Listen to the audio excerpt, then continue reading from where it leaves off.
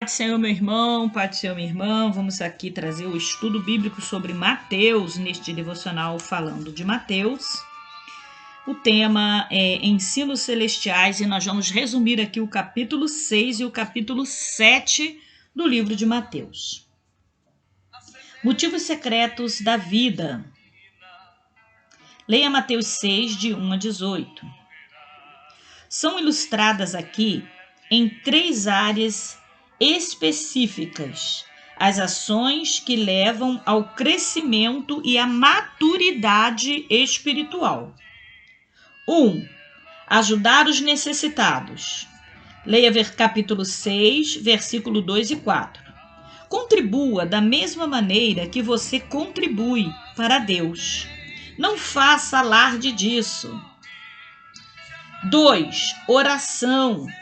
Leia capítulo 6, versículo de 5 a 15.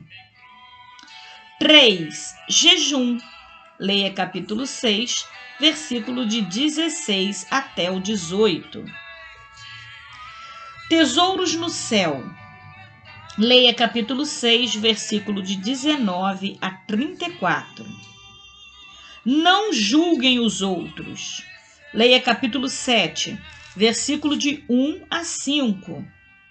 Não atire pérolas aos porcos. Leia capítulo 7, versículo 6. Isso significa que não devemos usar bom senso e diplomacia ao falar a respeito da nossa fé de outra forma, ou talvez façamos mais mal que bem à nossa causa. Persistência na oração. Agora nós estamos no capítulo 7 de Mateus, versículo de 7 a 11.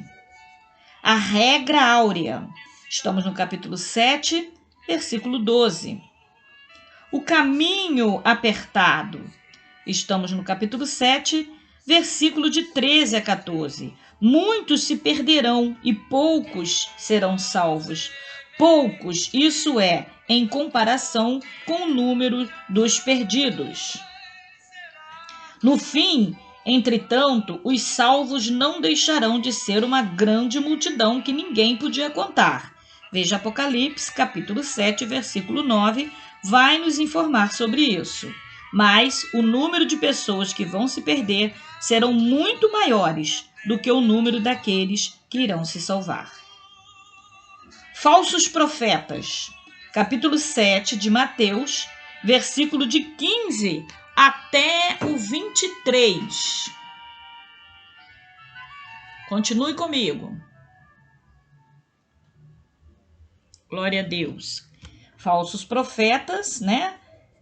Capítulo 7, versículo de 15 ao 23.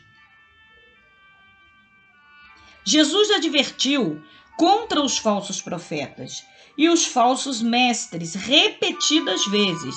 Temos até outra referência ali em Mateus, capítulo 24, versículo de 11 ao 24.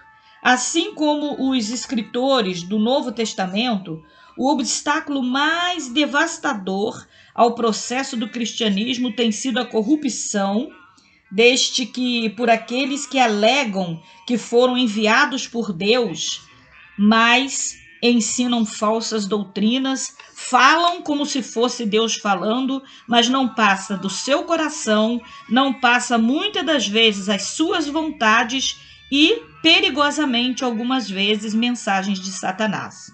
Eles podem ser reconhecidos porque não produzem bons frutos. Estes, podem ser reconhecidos porque não produzem bons frutos. Um profeta que diz que é um profeta de Deus e não dá fruto, não é profeta de Deus. Edificado sobre a rocha, capítulo 7, versículo de 24 a 27. Uma declaração foi nítida de que é inútil nos chamarmos cristão e a não ser que pratiquemos as coisas que Jesus ensinou no Sermão do Monte. Ou seja, se você diz que é cristão para todo mundo, mas não está praticando o que a Bíblia ensina, principalmente ali em Mateus 5, no Sermão do Monte, você é uma farsa de cristão. Pense sobre isso.